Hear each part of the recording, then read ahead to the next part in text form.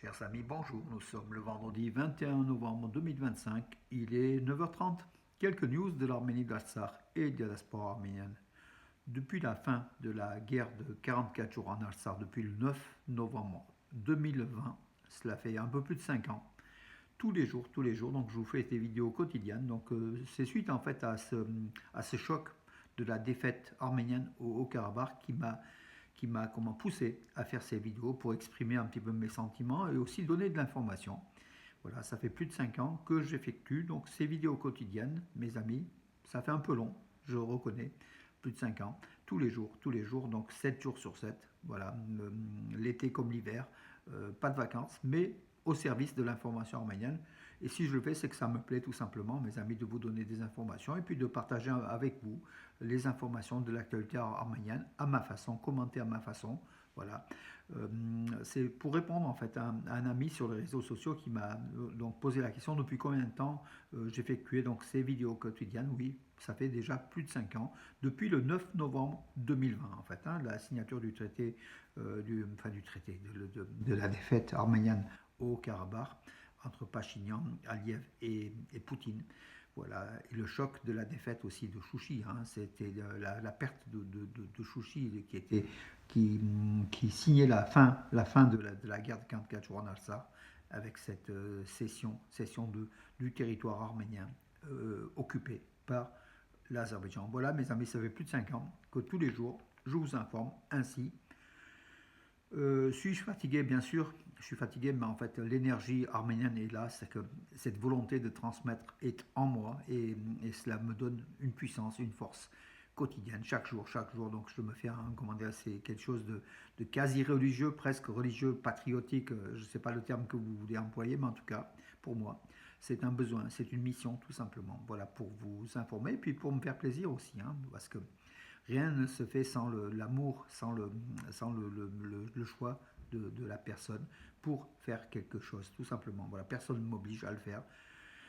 Et je le fais en toute comment dirais-je, en toute transparence et puis surtout avec une volonté farouche de vous servir, mes amis, de me servir et de vous servir surtout. Voilà.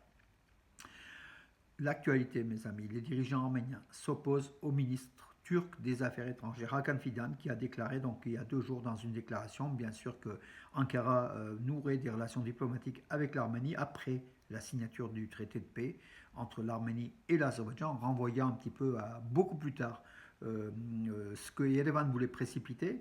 Donc du coup, Ankara n'est pas pressé de signer, mais le problème c'est qu'Hakan Fidan a utilisé donc le terme de corridor de Zangezur pour la voie Trump qui va traverser le sud de l'Arménie.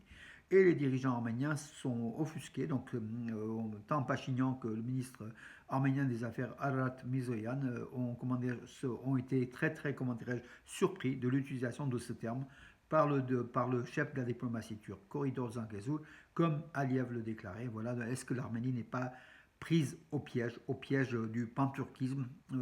Est-ce que l'Arménie n'a pas été naïve à vouloir à tout prix vouloir la paix avec l'Azerbaïdjan, derrière bien sûr titillé par la Turquie, soutenu par la Turquie? Est-ce que les dirigeants turco-azéris sont beaucoup plus, comment dirais-je, beaucoup plus machiavéliques que ce qu'on pensait? Est-ce que Pachinian n'est pas naïf, plus naïf que ce qu'on pense? De nombreuses questions se posent aujourd'hui donc avec justement cette utilisation du terme corridor de Zangezur utilisé par la Turquie de façon officielle. Donc c'est ce qui est assez atterrant. De son côté, Moscou presse Yerevan et Bakou de s'accorder sur l'accueil de la prochaine réunion de format 3+3. 3+3, c'est en fait Russie, Turquie, Iran, 3 puissances locales, régionales, plus Géorgie, Arménie, Azerbaïdjan, pour justement le développement des axes routiers, le développement de la politique du Sud-Caucase, de tous les transports et tous les liens entre ces 6 pays, donc 3+3. Et c'est le plan de Moscou que je m'en, suite à la route Trump, peut-être Moscou essaye de remettre un petit peu à l'ordre du jour son choix politique sur la région du Sud-Caucase. Voilà, il presse Yerevan, l'Arménie et l'Azerbaïdjan de s'accorder pour cela. Oui, de l'actualité, il y en a eu beaucoup. Donc, je ne parle pas du procès des ecclésiastiques hein, contre les ecclésiastiques de Saint-Échmiadzin intenté par Pachinian, bien sûr, hein, dans son cadre, le cadre des élections hein, législatives qui seront en juin 2026. On en reparlera puisque ça sera aussi le thème d'Arménia vendredi prochain en fait. Hein, donc ce combat contre Pachinian contre le catholique Karekin II et au-delà contre l'Église arménienne qui est un petit peu opposé à la politique de Pachinian. Le processus de libération du Saint-Siège d'Etchmiadzin a commencé, c'est ce qu'a affirmé donc le Pachinian, est en cours et aboutira inévitablement, c'est ce qu'a affirmé donc le Premier ministre arménien Nicole Pachinian, une nouvelle fois, une charge contre Karekin II d'Echmiadzin. En fait, c'est suite à l'élection à Varal Shabbat Echmiadzin, la ville d'Echmiadzin, c'est Varal Shabbat, d'un candidat pro-Pachinian, que Pachinian a déclaré: votre élection donne une impulsion importante au processus de libération de notre saint sanctuaire, du Saint-Siège d'Echmiadzin, de Gdrich Nersisian. Comme s'il faisait une croisade en fait, hein, Pachinian contre les Arméniens d'Echmiadzin, hein, contre l'église arménienne. C'est quand même assez ubuesque cette position du gouvernement arménien contre Echmiadzin. Il ferait mieux de s'occuper d'autre chose. Hein. Il ferait mieux effectivement de s'occuper des déclarations d'Akan Fidan et d'Aliev que de Saint-Echmiadzin. On commence à avoir un petit peu être irrité de cette politisation de la religion, de l'église arménienne en fait, hein, voulue par Pachinian qui attaque les archevêques, qui attaque le catholicos, voilà, qui essaye de gagner des points pour ces élections législatives de l'an prochain. A priori, il ne va pas gagner des points en faisant cela. Nicole Pachinian qui a demandé aux États-Unis de maintenir la question du retour des prisonniers de guerre arméniens illégalement détenus en Azerbaïdjan, les 23 prisonniers politico-militaires de la République d'Artsakh emprisonnés à Bakou, dont le procès toujours en cours. Trump avait dit donc dans un message, je vais vous lire, hein, au cours de cette rencontre lors de cette rencontre avec Trump en fait, hein, j'ai abordé spécifiquement cette question. Non, c'est une rencontre du gouvernement arménien. J'ai abordé spécifiquement cette question, rappelant que le président Trump avait, y compris publiquement, exprimé son engagement à la traiter. J'ai présenté les actions bilatérales menées sur ce sujet. J'ai demandé à la secrétaire d'État adjointe américaine de me fournir les informations sur les effets déployés par les États-Unis en ce sens. J'ai également insisté pour que cette question reste une priorité, a déclaré le Premier ministre arménien Nicole Pachinian, qui avait rencontré justement la sous-secrétaire, enfin la secrétaire d'État adjointe américaine, hein, Alison Hooker, à Yerevan. Voilà, donc lors de cet entretien, Pachinian a rappelé a demandé que Trump s'occupe justement, puisqu'il avait promis, de ces prisonniers de guerre, puisqu'en fait Bakou n'est pas disposé à libérer, malgré les déclarations donc, de paix, de vouloir la paix. Bakou continue les procès contre les anciens prisonniers, les prisonniers de guerre arméniens détenus illégalement à Bakou. Une rue d'Astana au Kazakhstan portera le nom de Mesrop Mashtots, l'inventeur de l'alphabet arménien. Ce sont des relations réciproques. Hein. En Arménie, il y a aussi donc, un nom, donc une rue qui porte le nom d'Abay Kunabayev, donc, qui est le fondateur de la littérature kazakh du Kazakhstan. Et puis il y a un parc à proximité d'Almata, donc Almata, donc en Kazakhstan aussi, donc, parce que là c'est Astana, hein, il s'agissait de la rue Mesrop-Mashtot. Il y a un parc aussi, Almata, l'autre ville de Kazakhstan, et donc du nom de l'inventeur de l'alphabet arménien Mesrop-Mashtot. Voilà mes amis. Dans un proche avenir, les logements sociaux seront construits à Goris et Kapan dans la région de Syunik, a indiqué le ministre arménien du Travail et des Affaires sociales, hein, donc le Arsen Torossian, qui s'était rendu à Goris et Kapan. Il a rencontré le maire de Goris, donc Arushanian, et a pris connaissance du projet de rénovation des zones d'habitation. Donc, il a affirmé que le gouvernement arménien financera aussi donc, la construction de logements sociaux pour justement les habitants de Goris et de Kapan, et aussi peut-être sans doute les réfugiés arméniens de l'Artsakh qui sont présents par milliers dans cette région de Syunik, hein, au sud de l'Arménie, qui est une région stratégique comme vous le savez. Question relative au libre passage de véhicules chargés de cognac arménien sur le territoire ont été abordées. Les questions relatives entre l'Arménie et la Géorgie. Donc, le ministre arménien de l'économie, Gevot Baboyan, était à Tbilissi hier. Il a rencontré le ministre géorgien de l'agriculture et de l'environnement, David Songulashvili, pardon, à Tbilissi. Et la question des camions arméniens bloqués ou administrativement avec des difficultés en Géorgie. Les centaines de camions de Skypa, surtout Skypa qui transitent avec du cognac arménien, le brandy arménien à destination de la Russie en passant par la Géorgie. Donc voilà, peut-être Yerevan a trouvé un consensus pour que ces camions ne soient pas bloqués, que la Géorgie, qui est un pays ami aujourd'hui plus que jamais, puisse ne pas poser de problème à ces camions arméniens qui vont, et pour l'économie arménienne, c'est très important d'exporter ce cognac, ce brandy arménien, qui représente des millions et des millions de dollars de revenus. Opportunité d'améliorer l'activité des opérations de la société Synopsys. Synopsys, c'est une société informatique, donc en Arménie. L'ambassadeur d'Arménie aux États-Unis, Narek Mgotechan, a rencontré Joumana Mawafi, vice-présidente senior du groupe d'ingénierie des solutions de Synopsys, cette société informatique. L'ambassade d'Arménie aux États-Unis a communiqué cette information, voilà, comme quoi Narek Mgotechan, l'ambassadeur, demande à la société Synopsys d'investir encore davantage en Arménie, suite aussi notamment dans le domaine innovant, un partenariat innovant dans le domaine de l'intelligence artificielle et des semi-conducteurs.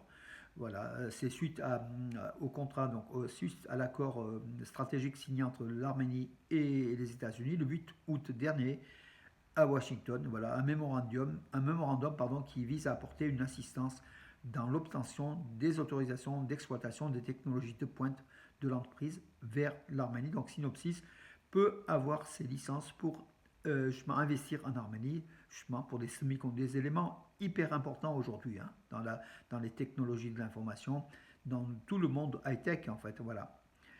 L'ambassade des États-Unis en Arménie salue l'annonce de Firebird, donc la société, une entreprise américaine spécialisée dans l'intelligence artificielle, dans l'IA, qui désire investir 500 millions de dollars en Arménie. Voilà, donc l'ambassade des États-Unis en Arménie salue l'annonce par Firebird de l'entreprise américaine spécialisée en intelligence artificielle d'un investissement initial, donc de départ de 500 millions de dollars en Arménie, donc 1,5 milliard, en partenariat avec Dell et Nvidia. Voilà, l'ambassade américaine à Yerevan a déclaré que cette avancée significative s'appuie sur le mémorandum d'entente sur le partenariat en matière d'intelligence artificielle et de semi-conducteurs signé au sommet de Washington le 8 août dernier. C'est exactement ce que je vous ai dit tout à l'heure, mais avec une autre société, la société Synopsys, avec l'ambassadeur d'Arménie. Là, c'est l'ambassadrice américaine donc, en Arménie qui a fait ce communiqué, qui affirme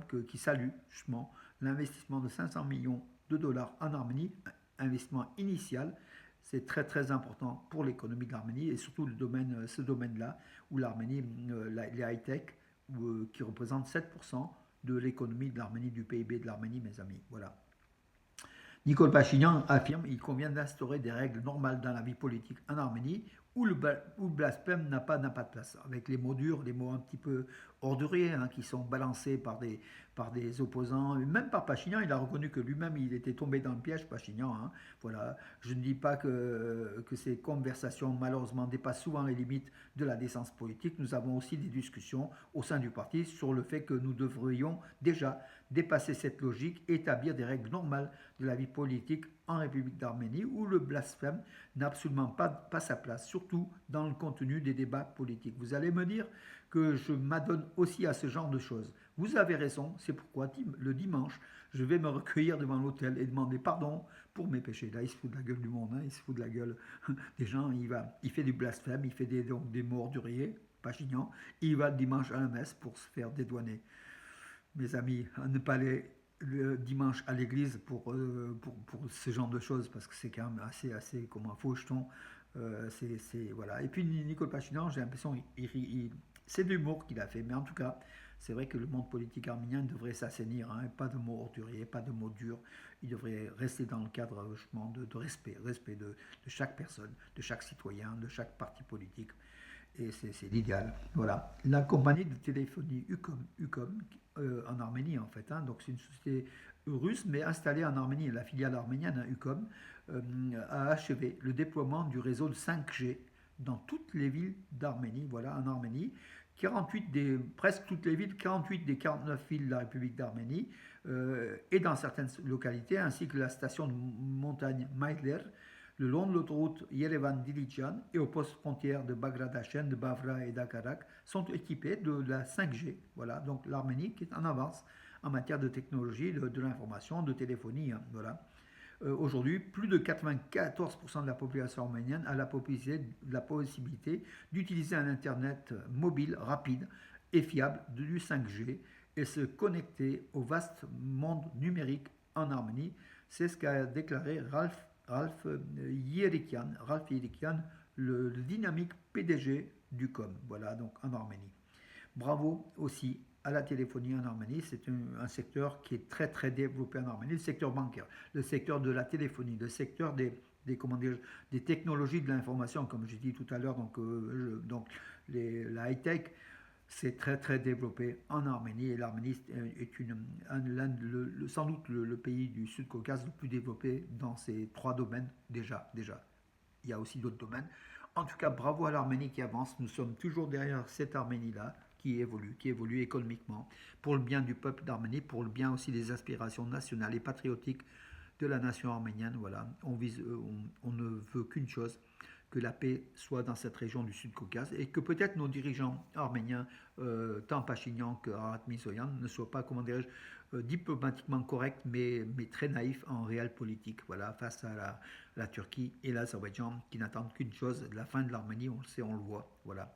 Sinon, c'est du côté de la Turquie que les efforts auraient été effectués pour faire des liens avec l'Arménie également du côté de l'Azerbaïdjan, hein. Même s'il y a eu des, comment dirais-je, un petit peu, pas des feux de paille, mais un petit peu des leurres sans doute, hein, comme le passage de camions et de trains à travers le territoire de l'Azerbaïdjan pour venir en Arménie, par exemple pour le blé kazakh ou le blé russe. Voilà mes amis pour aujourd'hui.